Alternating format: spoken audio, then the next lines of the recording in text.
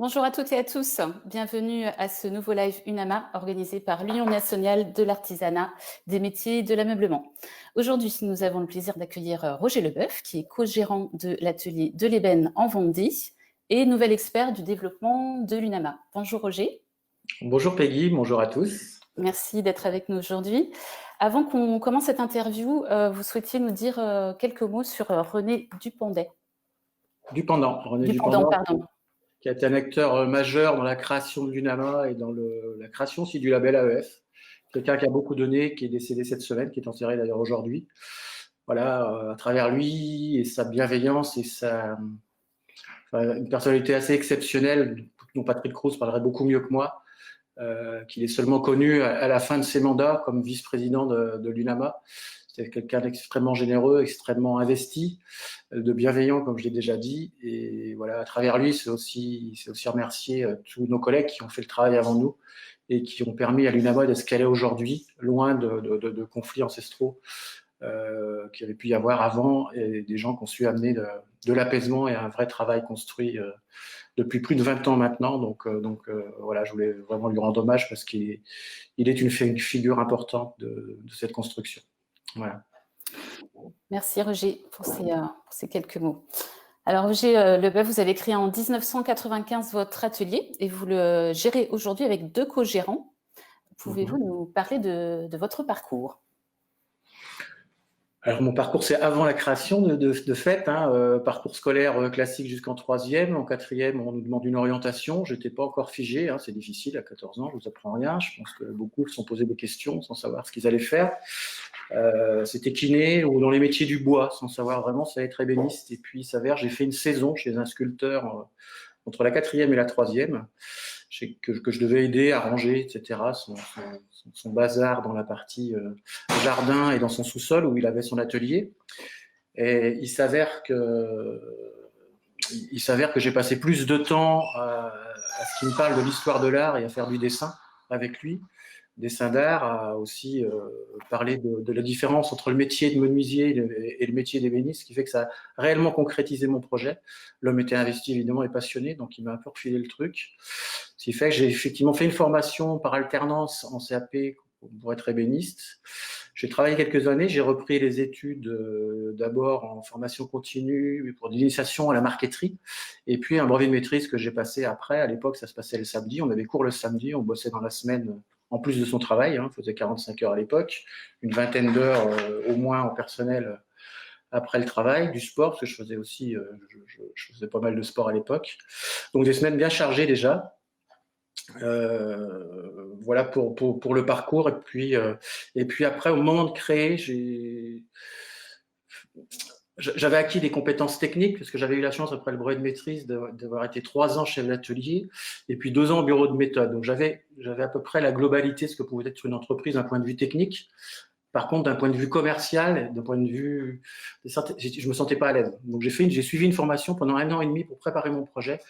C'est une formation qui s'appelle le DESM, qui est un diplôme qui est toujours d'ailleurs dans le carnet des chambres de métiers et qui me permettait sur 1 an et demi de se former au management, au commercial, aux attitudes à avoir.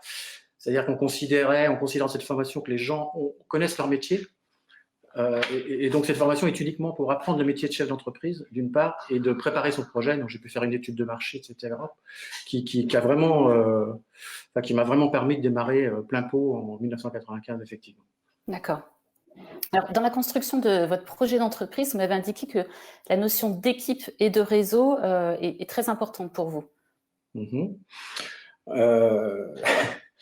Oui, effectivement, c'est-à-dire que déjà dans le choix de m'installer, il y avait cette réflexion-là, les entreprises, et c'est toujours le cas dans une grande partie des entreprises françaises, en tout cas, un système très pyramidal. Et c'est un système qui ne convient pas. Estimer qu'il y a une tête pensante là-haut et des exécutants en bas, c'est quelque chose qui ne me convient absolument pas à la façon de... C'est pas du tout dans ma nature. Je défends mes idées, je les et je considère que chacun doit les défendre et apporte de l'eau au moulin. Et donc c'était une des raisons pour lesquelles je me suis effectivement installé, démontrer ce que j'ai fait donc pendant 23 ans quand j'étais seul, qu'un management peut être horizontal, qu'on peut utiliser les compétences de chacun, les emmener au plus haut, soit-il balayeur, j'en ai pas chez moi, mais ça pourrait être un exemple comme un autre. Peu importe, il a forcément des idées, c'est lui qui sait le mieux comment faire son travail, et il peut apporter quelque chose. Donc on avait une équipe qui était, suivant les profils, bien sûr, dès lors qu'un profil change, toute l'organisation de l'entreprise change. C'est pas un désavantage, c'est plutôt un atout là aussi. Mais effectivement, quand on a un créatif, autant le mettre à faire de la création, et quand on a quelqu'un qui communique bien, autant le mettre à la communication. C'est aussi bête que ça. Et comme justement, sur un terrain sportif, on va mettre quelqu'un qui met des buts, on le met à l'avant, on ne le met pas à l'arrière. Et c'était vraiment cette logique de fonctionner comme ça, très horizontalement. Et voilà, aujourd'hui, je peux en parler avec beaucoup d'assurance. Autant je passais pour quelqu'un de loufoque à 30 ans quand je proposais ça, autant aujourd'hui, j'ai quelques arguments et une expérience que je peux faire valoir. D'où le souhait de créer assez rapidement en fait une équipe. Et d'ailleurs, on va pouvoir visiter rapidement votre atelier et puis aller à la rencontre de quelques personnes de votre équipe. Ils veulent bien sortir de leur tanière. Vous allez voir moi et mes deux associés. Et Nathalie qui est notre secrétaire. Donc une partie de la vitrine, hein, ce n'est peut-être pas très visible. On va faire une visite rapide de notre vitrine où on a une cuisine d'expo qui sert plus à montrer les aménagements divers qu'on a à l'intérieur, hein, plus des astuces de rangement qu'une cuisine finie. Je ne sais pas si vous y voyez grand-chose. On voit. Une salle de bain pour montrer une autre activité. Et puis un meuble qu'on avait pour les 20 ans ici. Vous pouvez avancer, hein, les gars, vous ne cachez pas. Hein. Le meuble qu'on avait pour les 20 ans, je pense qu'on ne le voit pas bien. On le voit. Ça va. Ah ouais. Et puis Nathalie, notre secrétaire, qui vous fait aussi un petit coucou. Voilà, je vous présente donc Sylvain et Nicolas, avec qui je suis associé. Nicolas depuis 2 ans et demi et Sylvain depuis quelques mois. Voilà, et qui ont la charge de me foutre dehors dans les années qui viennent. Voilà. Ok.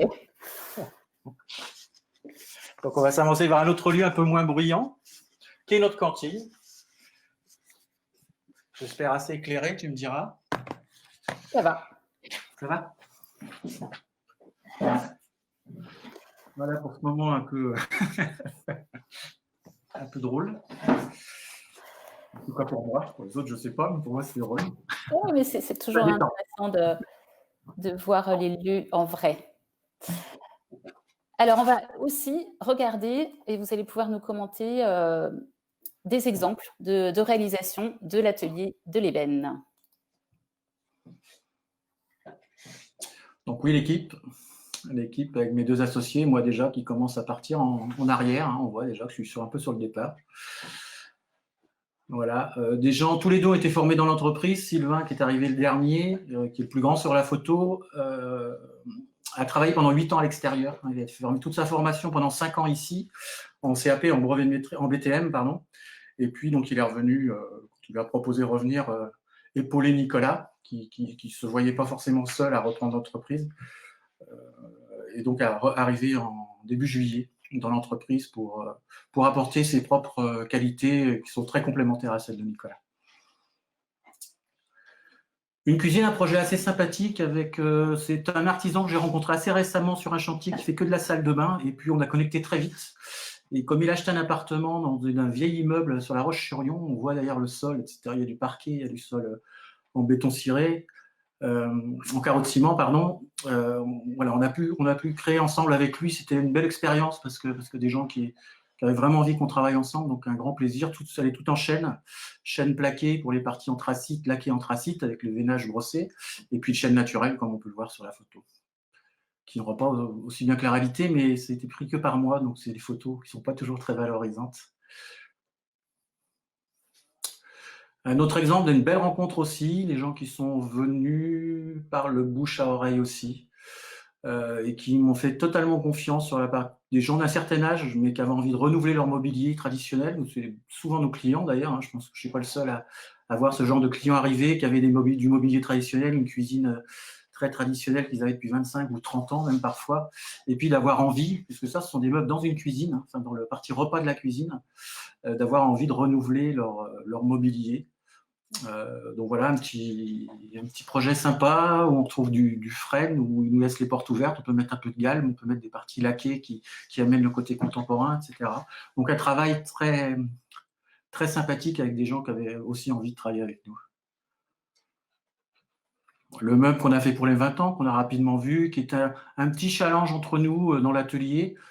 On travaille d'une manière générale pour des clients. L'idée c'est de s'adapter aux besoins du client et de faire des choses qui leur ressemblent à eux. Là, on était sur une démarche complètement inverse. On était 6 dans l'entreprise à l'époque. On a dessiné à partir d'un cahier des charges commun. Il y aura un meuble de salle à manger qui range de la vaisselle, qui soit pratique. On a dessiné 6 meubles et puis nos clients ont choisi finalement cette maquette. On avait fait une maquette lors de Portes Ouvertes en 2014 avec pas 6 mais 3 projets. On avait sélectionné finalement 3 projets pour les présenter aux Portes Ouvertes et c'est les gens qui avaient choisi ce modèle-là qu'on a ensuite fait en le retravaillant et en le personnalisant encore.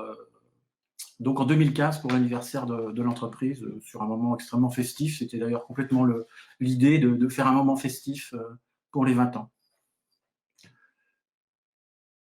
Une table, alors chez un charpentier en réalité, donc il y avait cette notion de forme un peu barrée. Donc là aussi, on part du client, métier de la charpente, mélange de métal, de choses un peu contemporaines.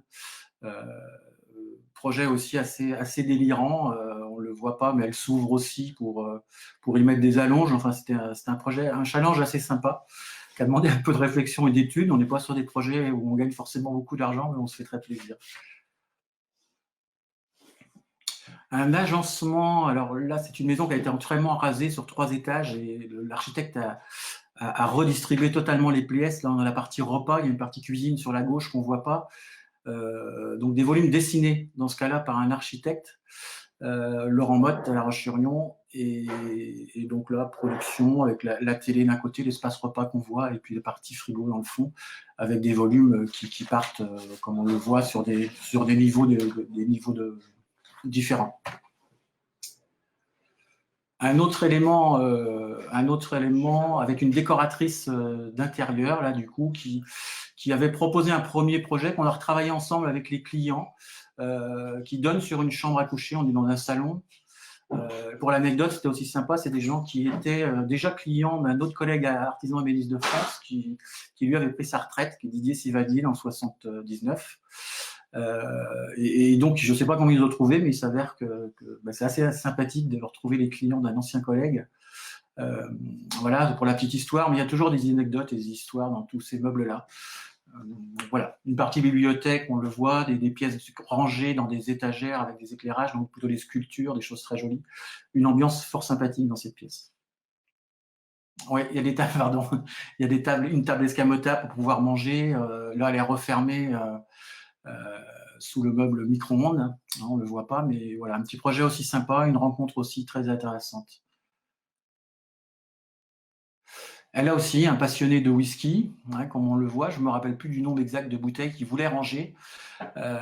Donc, j'avais proposé effectivement ce genre de meuble qui partait en forme de cube. On retrouve effectivement des codes de l'ébénisterie avec des volumes différents. Et pour pouvoir ranger ces bouteilles, il y avait un système d'ouverture un peu complexe sur le côté droit du meuble qui permet de dégager un certain nombre de bouteilles de whisky. Pour la dégustation, ce sont des gens qui sont souvent passionnés et qui dégustent beaucoup. Un projet à la Faute-sur-Mer qui malheureusement a vécu, entre autres, qui a été refait en partie puisqu'il a vécu Xynthia. Mais aussi un projet un peu barré. Les clients avaient envie d'une hotte, elle existe, ce type de hotte et de cuisson en inox, d'une marque italienne dont j'ai perdu le nom. Et les gens avaient envie d'une hotte comme ça un peu centrale avec la cuisson en dessous. Et on est parti de ça. C'est une caisse un peu compliquée à aménager. Et du coup, on a créé sur la partie arrière toute une partie cloison en arrondi dans laquelle le four est encastré, le réfrigérateur, etc. Donc, un challenge très sympa, un pari avec le client, parce que je n'étais pas du tout sûr qu'ils allaient accepter l'idée quand je suis arrivé la première fois. Et finalement, ils ont plongé 2 pieds dedans, après un moment de silence quand même. Mais voilà, une belle rencontre aussi, avec cette petite nuance qu'effectivement, on est retourné ensuite, malheureusement, pour la refaire partiellement. Un autre meuble télé, elle a travaillé avec une décoratrice, alors on voit pas bien, hein, mais l'ambiance est très jolie. J'aimais beaucoup j'aime bien cette photo enfin, j'aime bien cette pièce. En réalité, la photo donne peut-être pas aussi bien, mais le fait de faire un meuble bleu qui finalement est très discret sur un fond de tapisserie qui lui-même est bleu, avec un apport de chêne qu'on voit pas bien sur les petites tables de salon et cet éclairage, je trouve que ça crée, avec des lignes extrêmement simples, un environnement très joli. Voilà. Merci de nous avoir raconté l'histoire de chacun de ces meubles, de ces réalisations. Alors, quand on a préparé cette interview, vous vous êtes défini comme un transmetteur de relais. Qu'est-ce que ça veut dire exactement? Ce que ça veut dire, d'une manière générale, la transmission est importante. Voilà, elle est importante pour moi, mais dans la transmission au sens large. Donc, ça va de la formation, transmettre ses savoir-faire, alors évidemment aux apprentis, mais aussi aux salariés. C'est la formation tout au long de la vie. C'est partie des choses dont je suis. On est à la transmission, formation, tout se mélange un petit peu. Dire qu'on vient de quelque part, hein, j'ai une histoire de famille, comme chacun d'entre nous.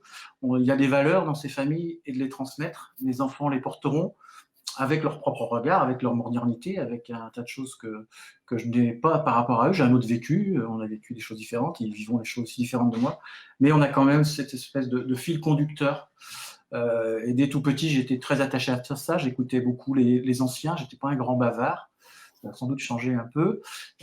On disait aussi que j'étais même timide, mais j'adorais effectivement déjà écouter les anciens, raconter les choses. J'avais l'impression de gagner un temps fou à les écouter, raconter des histoires, raconter des expériences, et de se dire qu'en s'imprégnant de ça, on gagne un temps fou. Donc effectivement, c'est quelque chose que je porte en moi. J'adore écouter, y compris les expériences de mes collègues. Quand on va chez un collègue, on prend un tas d'énergie, un tas d'idées qu'on n'avait pas vues, etc. Et tout ça est très important pour moi.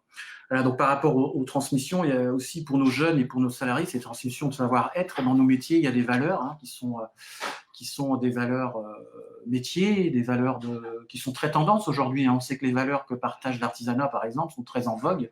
On parle d'écologie, on parle d'un tas de choses, c'est que des valeurs de l'artisanat, qu'on le veuille ou non. On nous parle de RSE, on met des grands mots sur des grandes idées.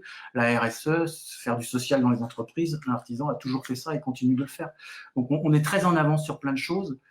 Sauf qu'on ne sait pas le faire savoir. Donc j'ai vraiment envie de le faire savoir, j'ai vraiment qu'on dise effectivement on est très en avance sur les normes écologiques, on est très en avance sur les RSE, et bordel, il faut le dire, quoi. C'est bien noté. Je vais juste fermer la porte pour éviter les bruits et parasites. Alors n'hésitez pas au cours de cette interview à poser vos questions via le chat du Facebook Live. Alors, cet investissement auprès des autres, en fait, il a pris forme également à travers l'UNAMA, puisque vous êtes à votre 4e mandat à l'UNAMA. Quelles sont les valeurs que vous appréciez chez l'UNAMA? On va revenir sur René, dont j'ai parlé en introduction. C'est effectivement ces valeurs cette facilité. J'avais fait partie d'autres organisations professionnelles avant, plus liées au bâtiment. On avait des structures extrêmement pyramidales avec des gens, là aussi, qui pensaient là-haut et puis qui expliquaient en bas à l'artisan comment il devait accepter la norme bidule, la norme machin ou la contrainte des 35 heures à l'époque. Et j'ai toujours été, c'est dans ma nature, j'ai toujours été un peu rebelle et en tout cas, je n'avale pas comme ça une nouvelle norme sans y réfléchir un peu.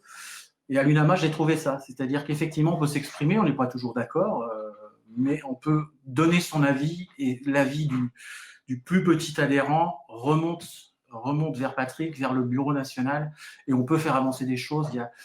Il y a un système de fonctionnement qui me correspond bien par rapport à ce que je disais tout à l'heure, qui est très horizontal, où l'artisan vendéen ou de l'Ardèche qui a une idée peut appeler Patrick, peut appeler le président, dire écoute là-dessus ça va pas, comment on peut faire. C'est extrêmement simple, c'est extrêmement efficace. C'est vrai que le NABA est petit, mais du fait de sa taille justement, il est beaucoup plus souple et on sait s'adapter. Donc voilà, ça c'est une richesse première. Après, dans ces mandats, j'ai appris le premier. 4 mandats, ça peut paraître beaucoup. Le premier, on apprend, on découvre. On rencontre une structure qui était aussi assez naissante. Il y avait déjà des mastodontes, des barrières, des Jean-Paul Philippot qui étaient très présents. et très performant d'un regard extérieur. On a l'impression que les gars, ils étaient là, ils étaient installés, l'image un peu comme ça. En fait, pas du tout. C'est des gens qui ont beaucoup donné, beaucoup de leur énergie, qui ont été passionnés. Et puis donc vous découvrez, vous apprenez avec eux. Deuxième mandat, vous commencez à travailler. Troisième, vous travaillez vraiment. On a pu travailler ensemble d'ailleurs, Peggy, sur le beau projet d'Oser l'artisanat avec Alexandra Maché, qui est toujours adhérente, qui faisait partie aussi du bureau à l'époque, ou Paul Épinard, hein, d'un collègue d'Auvergne aussi.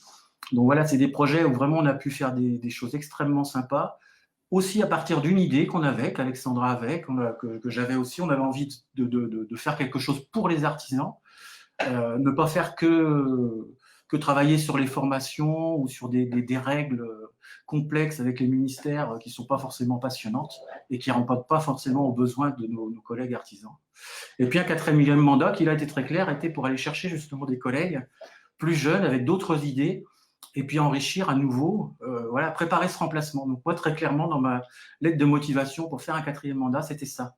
Je veux bien repartir, j'ai hésité évidemment à arrêter, je veux bien repartir, mais ça servira uniquement à aller chercher des jeunes et à transmettre ce que je peux leur transmettre, une fois de plus, ce mot de la transmission.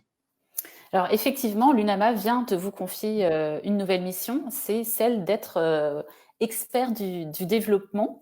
Alors comment allez-vous mener cette mission ?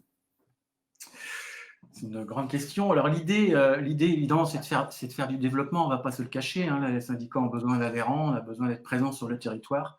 C'est toute l'idée d'être présent localement aussi, parce que centraliser à Paris, ça peut être complexe, hein, pour la lecture des choses. Ma mission, comme je suis assez libre dans la façon de l'amener, c'est vraiment d'aller à l'écoute, d'aller chercher les collègues et d'être très à l'écoute de leurs besoins et de leurs demandes. Je suis artisan. Donc on va pouvoir se parler avec beaucoup plus simplement, parler des choses qui sont difficiles aussi, hein, dans les relations familiales, quand on a un projet, quand on a une entreprise qui est un peu boiteuse ou qui souffre un peu, des relations avec le banquier, des relations avec le comptable, des relations avec les salariés. Tout ça, on va pouvoir l'aborder, ou même avec ses enfants, hein. Quand on a des enfants, quand on est artisan, chacun le sait, enfin beaucoup le savent, en tout cas je pense dans ceux qui écoutent. L'artisan est très pris par son travail, très peu disponible, et ça crée aussi des contraintes familiales. C'est des choses qu'on va pouvoir aborder, partir de leurs soucis éventuels, d'un nœud qu'il y a dans l'entreprise. Hein, on a tous des croyances qu'on a du mal à bouger. Et ouais, j'espère par cette communication, le fait d'aller vers eux, pouvoir bouger 2-3 croyances et leur permettre de trouver la solution, parce que je suis convaincu que chacun a la solution, mais que souvent on est bloqué par des choses très personnelles, notre histoire de vie, notre histoire de famille, etc.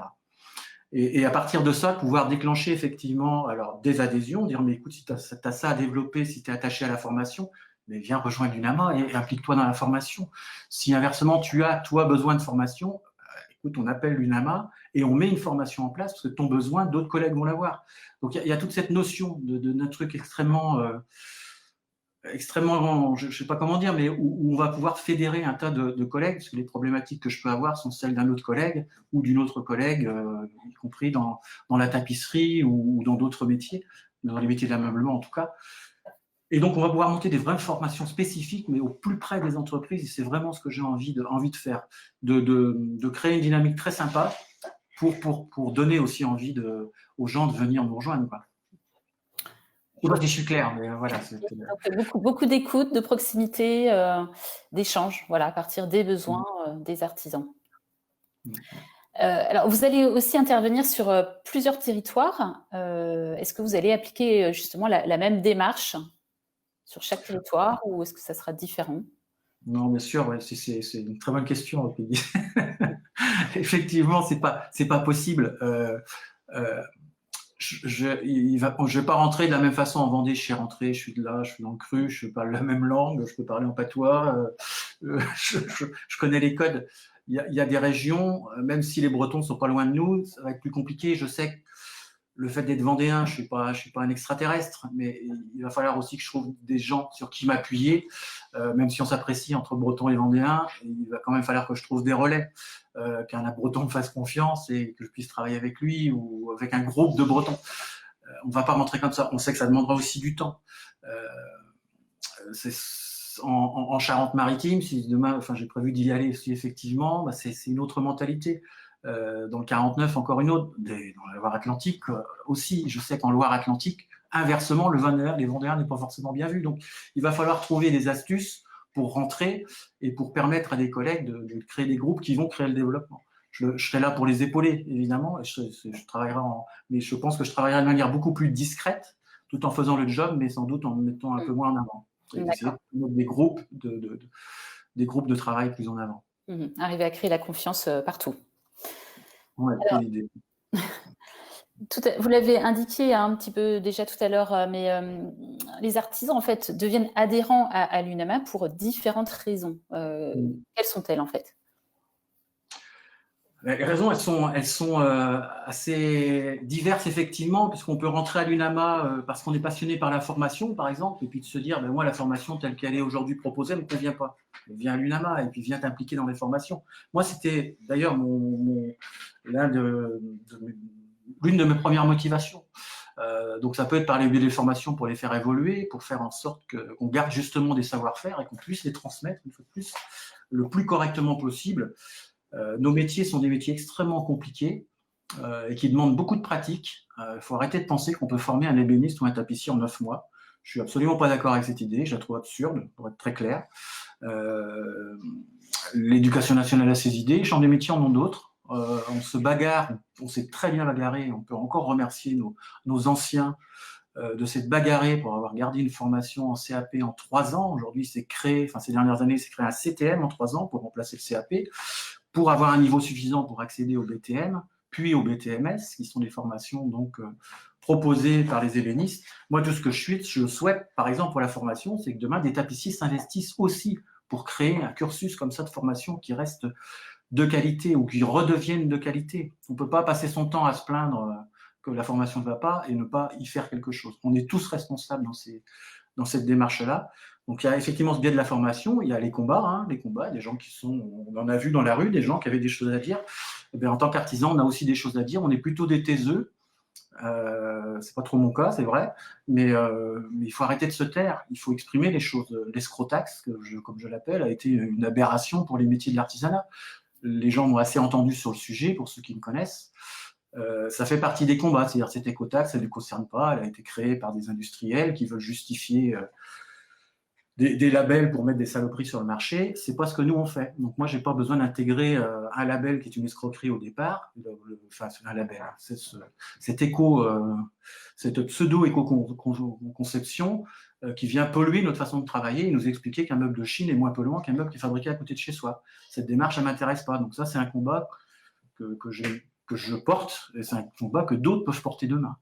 Il y a des gens qui vont plus s'intéresser aussi aux démarches juridiques ou à la protection justement des collègues, à la relation avec les salariés. Il y a plein de choses en fait qui peuvent motiver dans cette implication.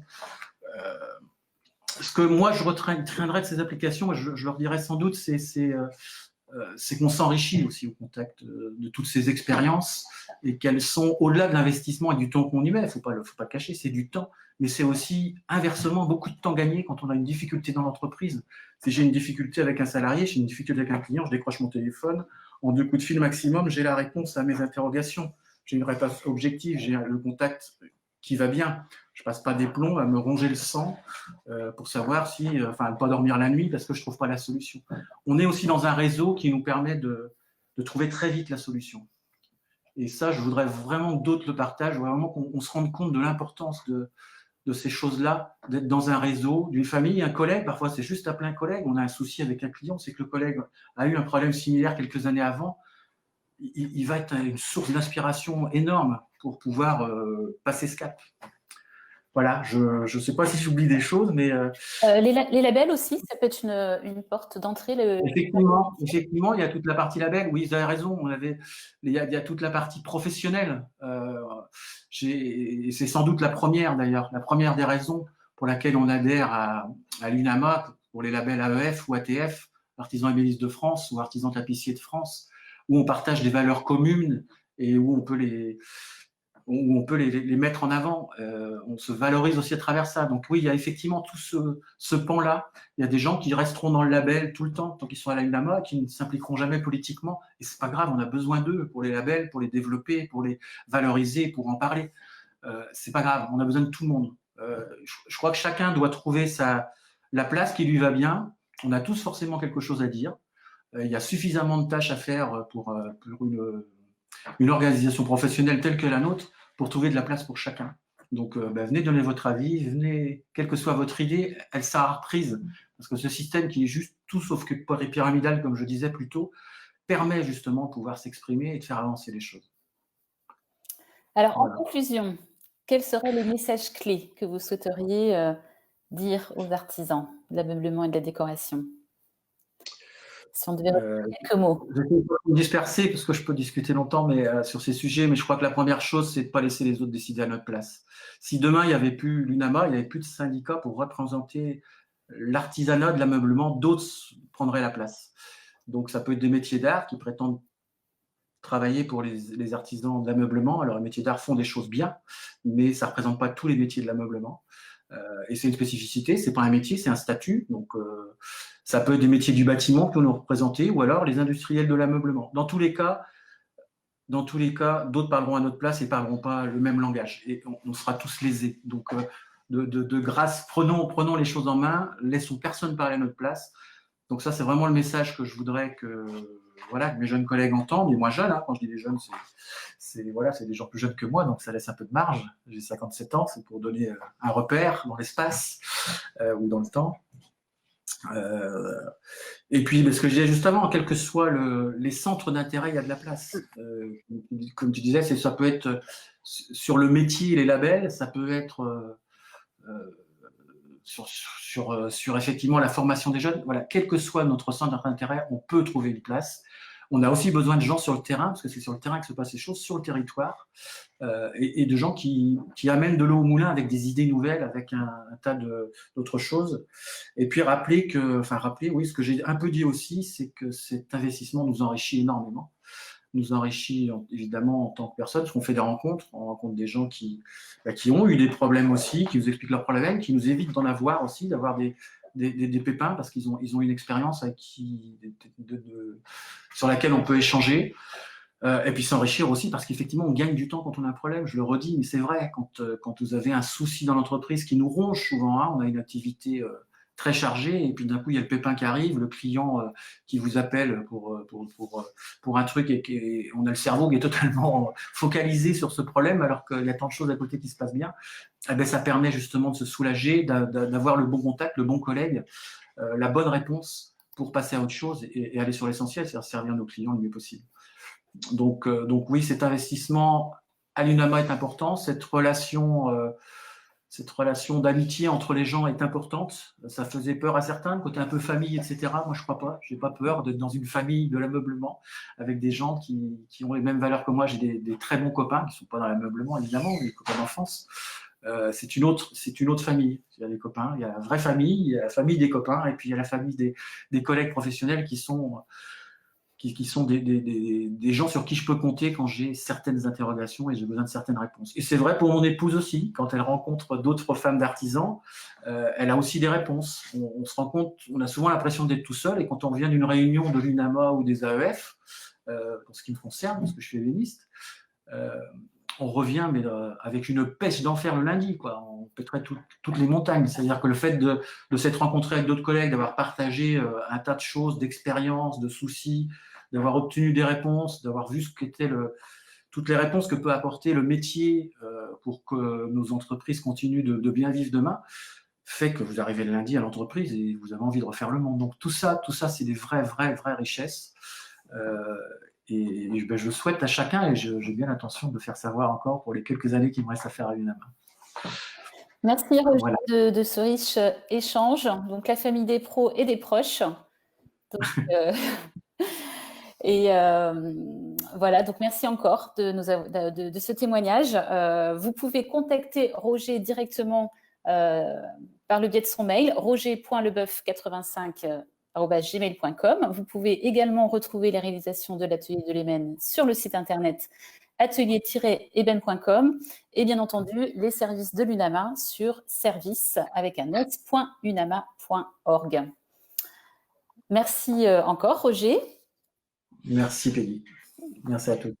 Alors, notre prochain rendez-vous Unama Live, il a lieu le 23 octobre et nous aurons le plaisir de découvrir la collection Erige. Alors, la collection Erige, on en a déjà parlé en fait lors du live du 25 septembre.